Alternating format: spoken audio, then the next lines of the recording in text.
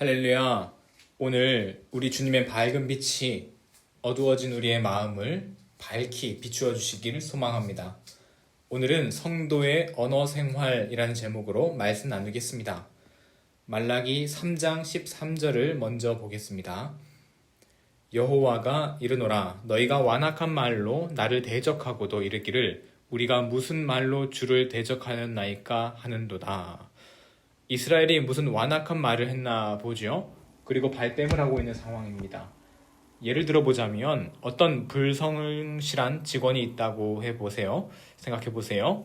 일에는 관심도 없고 열심히 안 하면서 그저 펑크나지 않을 정도만 하는 거예요. 업무 시간에는 매일 네이버 스포츠 뉴스나 쇼핑몰이나 뒤적거리고 웹툰이나 보고 말이죠. 지루하면 카카오톡 작게 띄워놓고 친구들이랑 수다를 떠는 거죠. 여러분 그거 아시죠? 카카오톡 그 대화창을 투명하게 만들면 잘 안 보이잖아요. 엑셀 위에다 올려놓으면 깜짝 같습니다. 하지만 이게 모를 거라고 생각하지만 다 알죠. 업무 시간에 딴짓하는 거 팀장이 알았어요. 그래서 따로 불러서 김대리라고 합시다. 김대리, 우리 성실하게 좀 합시다. 이제 꾸중을 들은 거죠. 이 김대리가 기분이 나빠져서 돌아오자마자 카카오톡 다시 켜고 친구에게 바로 메시지 보냅니다. 야, 내가 평소에 얘기했던 그 답답이 팀장 알지? 그 팀장이 오늘 나보고 성실히 하랜다. 지나 성실히 할 것이지 뭐 이러면서 성실히 하면 뭐 하냐? 그 인간 일하는 거 보면 나 답답해. 그 팀장 때문에 우리가 승진이 안 되는 거야. 뭐 이런 식으로 악담을 쏟아낸 거죠. 그런데 일이 없어졌는지 한참인데 이 친구가 답장이 없는 거예요. 뭔가 쎄해서 뭐지 하고 수신자를 정확하게 확인해 보니까 그 팀장에게 보낸 거예요. 그래서 어떻게 해요? 아니요, 팀장님. 그 팀장님 얘기가 아니라 제 친구 중에 이름이 김 팀장이라는 애가 있어요. 뭐 이런 식으로 뭐 말도 안 되는 말로 상황을 그저 모면하려고 했겠죠. 하지만 한 번 쏟아진 말은 담을 수 있나요? 없습니다. 여러분이 만약 이 직원이었다면 어떻겠어요? 아주 아찔하죠. 본문의 이스라엘이 지금 딱 이 상황입니다. 이들은 서로 모여서 하나님에 대한 악담과 불평을 마구 쏟아냈습니다. 그 자리에 자기들끼리 있으니 마치 하나님이 못 들으시는 것처럼, 하나님이 안 듣고 계신 것처럼 불평했습니다. 그러니 이들이 하나님, 우리가 어떻게 하나님께 완악한 말을 했습니까? 대적했습니까? 뭐 이런 식으로 뻔뻔하게 대들었던 것이죠. 하지만 하나님은 이를 다 듣고 계셨습니다. 13절 너희가 완악한 말로 나를 대적하였다.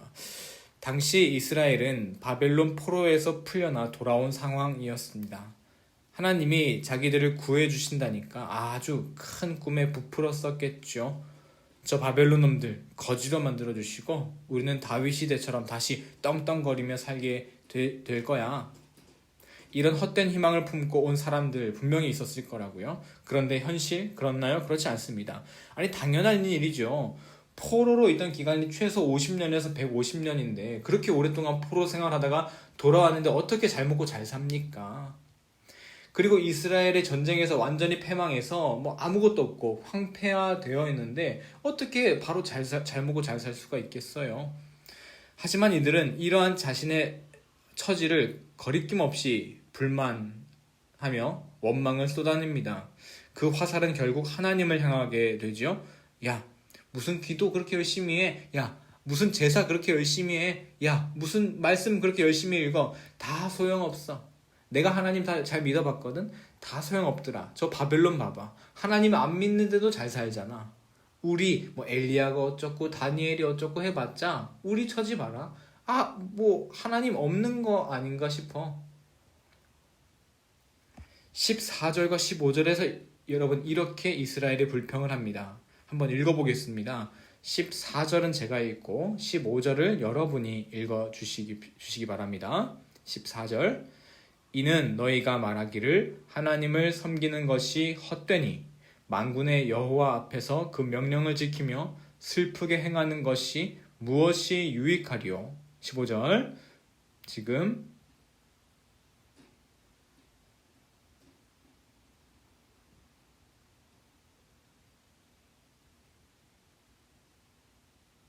아멘. 무슨 이야기입니까? 이 세상을 보니까 악인들이 잘 먹고 잘 살더라. 내가 비록 의인이라고는 할 수는 없지만 그래도 내가 하나님 따른다고 이것저것 손해봤는데 이거 너무 불공평한 거 아닌가? 살다 보면 이렇게는 우리도 말하잖아요. 그렇죠? 이스라엘 백성들처럼 완전 대적하진 않다더라도 이런 말 가끔 하잖아요. 우리도 말이죠. 이런 질문 할 수 있죠. 이런 의문을 갖고 불평을 갖는 마음을 갖는 거 그거 자체가 나쁜 건 아닙니다. 이런 의심이 불신앙이라는 말 아닙니다. 오늘 주제가 무엇이었습니까? 성도의 언어 생활입니다. 여러분 시편에 보면 탄원하는 시가 얼마나 많은지 생각해 보십시오. 얼마나 그 악인들의 그 형통함에 이 의인들이 고통에서 좌절하고 절망합니까? 그렇게 원망하며 부르짖습니까? 시편 94편 3절을 보십시오. 여호와여 악인이 언제까지 개가를 부르리이까. 여러분 여기서 악인이 언제까지 이거 2번 반복하는 거 보세요. 악인이 언제까지 아주 악에 받쳐서 지금 불평을 쏟아내는 거예요. 원망을 쏟아내는 거라는 거죠. 그런데 이러한 언어는요 성경에 실리기까지 했습니다. 거룩한 말이라는 거예요. 첫째로 이런 마음 자체가 잘못된 것 아니라는 것입니다. 둘째로 이러한 마음을 주님께 쏟아내면 그 원망하는 마음이 오히려 거룩한 말이 된다는 것입니다. 이해되시죠? 잘못된 것은요 이런 마음과 생각을 잘못된 언어 생활로 기도로 하나님께 쏟아놓는 것이 아니라 잘못된 언어로 쏟아낸다는 것입니다. 잘못된 것은 마음이 아니라 지금 이 이스라엘이 그들의 입술로 내뱉는 언어입니다.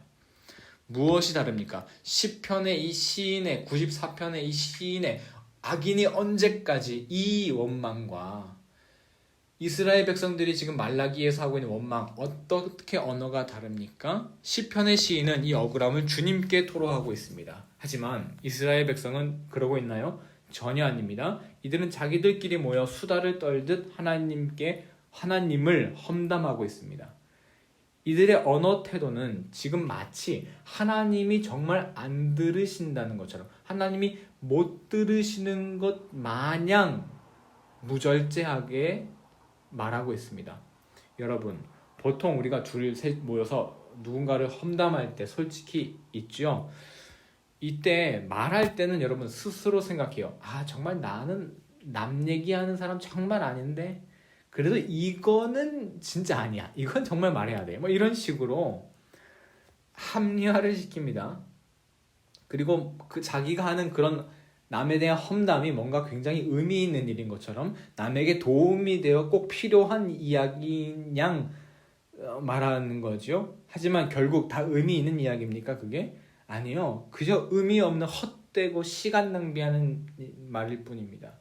할 일 없는 사람들이 모여서 자신의 그 빈 시간의 무료함을 달래려고 그 제3자 험담의 대상을 가십거리 삼아 그저 대화의 소재로 삼고 있는 것이죠. 진짜 자기 일에 집중하는 사람은 남 이야기 할 시간이 없습니다. 이스라엘 백성은 포로 생활에서 돌아와 결국 우상을 섬겼습니다.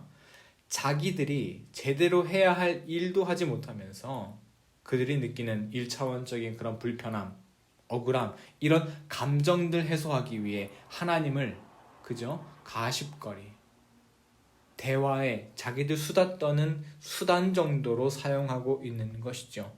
하나님은 이들에 의해 헛된 대화의 소재가 되어 버렸습니다.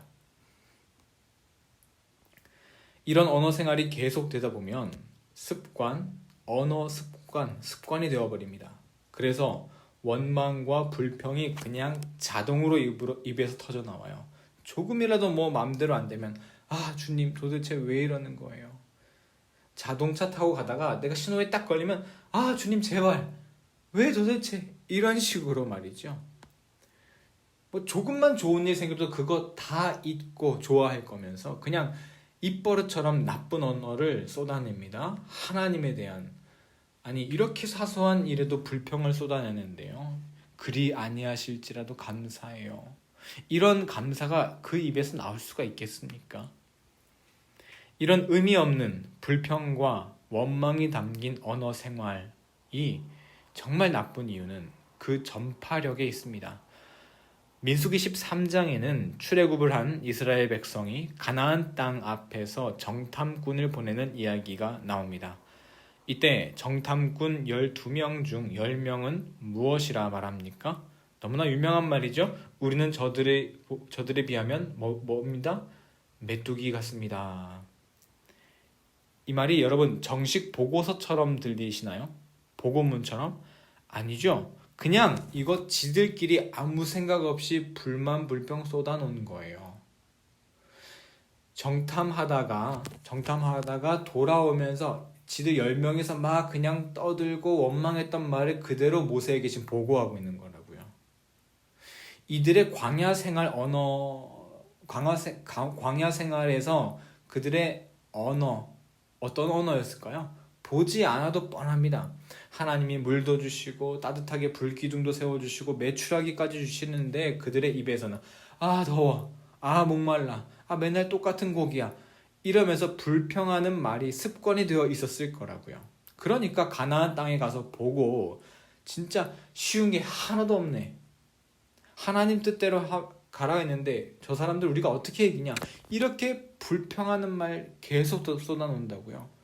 아니 하나님 믿는다 해도 적당히 믿어야지, 현실을 제대로 믿어야지, 저 사람들을 우리가 어떻게 이기냐 뭐 이런 말투였을 거라고요. 우리가 메뚜기나 다름없지 않냐. 이런 부정적인 언어가 어떻게 영향을 미쳤습니까? 민수기 14장 2절 민수기 14장 2절을 함께 읽겠습니다. 함께 시작.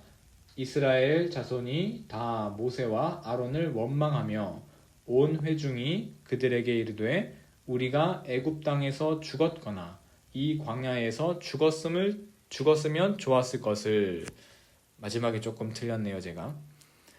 정탐꾼 10명의 이런 생각 없이 쏟아놓은 불평과 원망이 메뚜기 같습니다. 이런 말도 안 되는 불평이 온 이스라엘 백성이 하나님을 거역하게 만들지 않았습니까? 지금 온 이스라엘 백성이 이집트에 사는 게 낫겠다고 불평하고 있지 않습니까? 그럼 우리의 언어 생활은 어떻습니까? 마치 하나님이 보이지 않는다고, 이 자리에 안 계신 것 같다고, 못 들으시는 것처럼 하나님이 안 들으시는 마냥 하는 언어가 있지 않나요? 나의 지금 일시적인 이 감정을 해소하기 위한 수단으로 하나님을 심심뿌리 땅콩 정도로 다루고 있지는 않나요? 여러분 만약 존경하는 목사님이나 아니면 신앙의 선배에게 선배님 이거 정말 아닌 것 같아요, 하나님이 너무 원망스러워요 이렇게 말했다면 오히려 시편에 실린 만큼 좋은 신앙의 언어라는 거예요.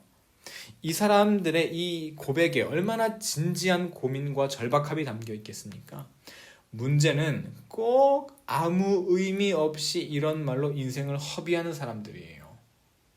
이런 사람들의 특징은 꼭 신앙이 무럭무럭 자라나고 있는 성도들에게 다가가서 툭툭 이런 말을 내뱉습니다. 아 나는 어떨 때 보면 하나님이 없는 것 같아 이런 식으로 말이죠. 솔직히 생각해봐. 지금 이 세상의 상황이 말이 된다고 생각해? 아주 논리적인 척을 해요. 그러면서 괜히 다른 사람들의 신앙을 꺾어버리는 거예요.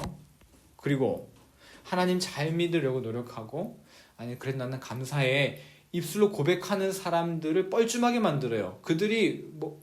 그들을 아주 그냥 새님 취급을 해버린다고요. 이런 사람들 보면 꼭 하나님을 하나님이라고 안 하고 신이라고 합니다. 여러분 아주 꼴값을 떠는 거죠. 제가 그랬고요. 이 사람들은 이렇게 불평하고 원망하면 마치 자기들이 더 깨어있는 신앙을 가졌다고 생각을 합니다. 뭘 더 지들이 안다는 거예요. 현실을 안다는 거예요. 그리고 이런 말 안 하는 사람들, 주님 그래도 저는 주님을 믿습니다, 주님의 뜻이 있을 거야 뭐 이렇게 말하는 사람들을 보면서 꼴통보수라고 무시합니다. 뭘 모른다고. 현실을 직시하면서 신앙생활 해야지. 지들은 현실을 안다는 거예요.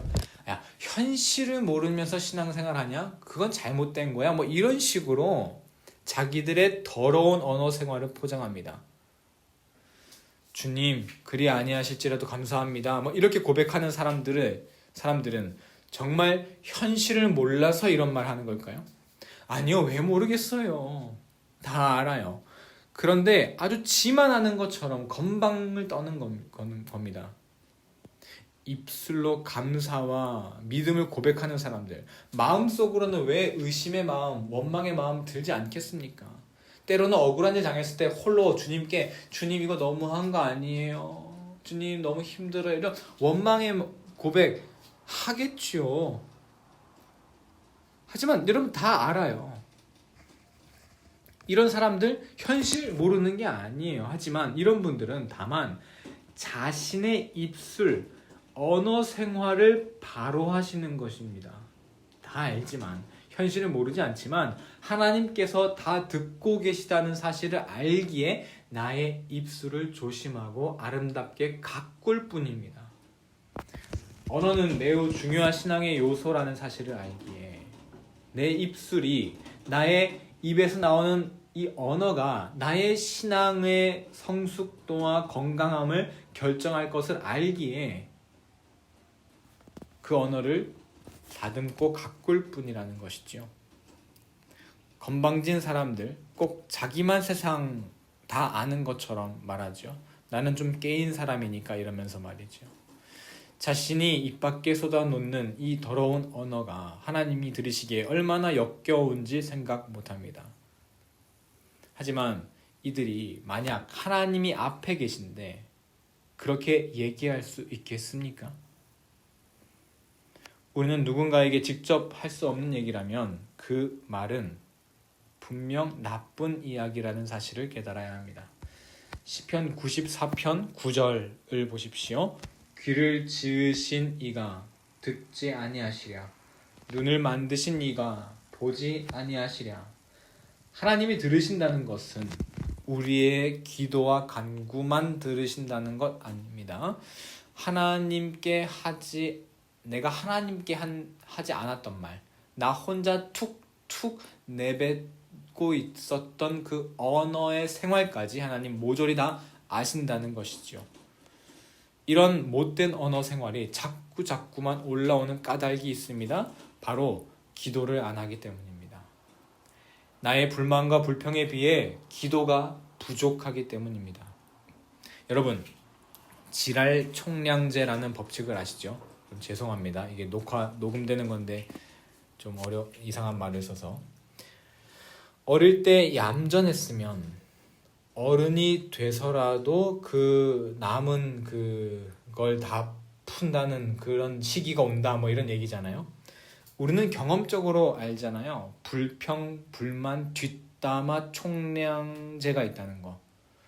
여러분 남 얘기 안 하려고 그거 아주 붙들어 놔도 언젠가는 한 번 터지면 이제 한 보따리씩 내놓게 되잖아요. 어떻게든 입 밖으로 쏟아놓긴 해야 하는데 기도로 쏟아내놓지 않으니까 하나님 안 보이는데 지들끼리 모여서 험담을 하는 겁니다. 어떤 목사님께서 이런 일이 있으셨대요. 당신이 이제 고등부 학생 때 교회에서 축제를 하는데 사회를 보셨대요.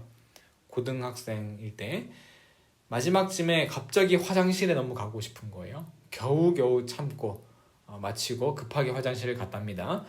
그곳에서 이제 마음의 평안을 찾고 있는데 왁작지껄하면서 후배 고등학생들이 막 들어온 거죠. 중고등학교 때만 하더라도 뭔가 그 대변 보는 게 막 부끄러워하기도 했잖아요. 그래서 아주 숨을 죽이고 있었대요. 그런데 가만히 있는데 얘네들이 자기 얘기를 하더라는 거예요. 가슴이 막 두근두근 거렸답니다. 얘네가 무슨 얘기하지? 혹시 내가 사회 본 거 재미없었나? 아니면 급동인 거 너무 티가 났나? 뭐 이런 식으로.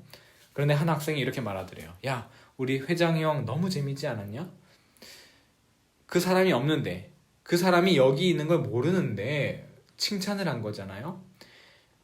제가 이 부분에서 제 예화를 쓰려고 아주 기억을 더듬어 봤는데 딱히 이런 기억이 없더라고요.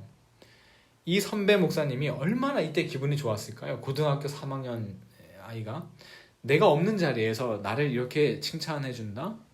이렇게 나에 대해서 이야기한다? 너무 기쁜 거죠. 하나님 입장에서 생각해 보자고요.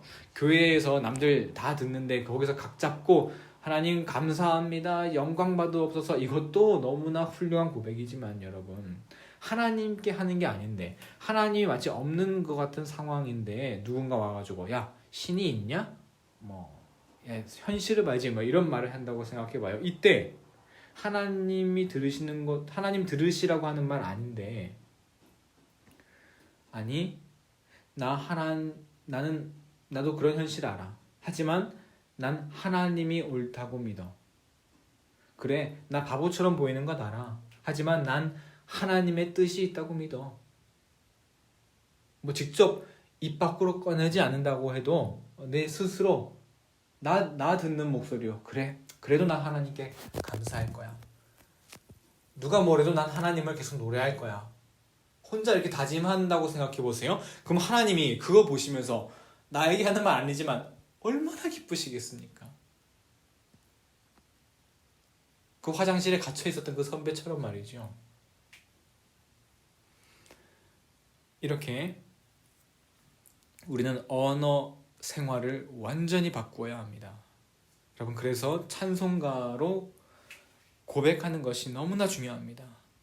사실 찬양하다 보면 우리 마음에 고백이 담기지 않을 때도 있고요. 맞지? 그리고 이렇게까지 내가 고백 못하겠다. 그리고 때로는 내 마음이 막 움직이지 않아서 답답할 때도 있는데요. 그럼에도 불구하고 여러분, 가사를 담아서 고백을 하십시오. 입술로 찬양하십시오. 왜? 내 감정만 요동치지 않을 뿐 그 가사의 내용을 내 입술에 담는 것이거든요. 여러분, 그 찬양의 가사가 얼마나 아름답습니까? 내 주를 가까이 하려 함은 십자가 짐 같은 고생이나 내 진정 소원이 늘 찬송하며 주께 더 나가기 원합니다. 이런 언어를 내 입술에 담을 때 내 신앙이 성장하지 않고 배기겠습니까? 하나님이 그 입술을 얼마나 기뻐하시겠습니까? 말에는 힘이 있다고 하잖아요. 그런데 하나님께 드리는 그 고백은 얼마나 큰 힘이 있겠습니까? 우리의 영혼을 얼마나 큰 성장으로 이끌겠습니까? 우리 막대부룩 모든 성도님들은 입술의 고백을 통해 하나님께 더욱더 가까이 나아가는 성도님들, 그리고 우리 교회가 되기를 주님의 이름으로 간절히 축원합니다. 아멘. 기도하겠습니다. 사랑의 주님, 오늘 우리의 입술의 생활, 언어 생활을 뒤돌아봅니다. 주님, 우리가 우리의 입술로 얼마나 더럽고 추악한 험담과 원망을 담았는지요. 마치 하나님이 안 계시는 것처럼 말할 때도 있었습니다. 회개하오니 용서하여 주옵소서. 이제는 주님이 기뻐하시는 말 입술에 담아 주님 기뻐하시는 갈렙과 여호수아와 같은 인물 되도록 주님 인도하여 주옵소서. 감사드리며 예수님의 이름으로 기도드렸습니다. 아멘.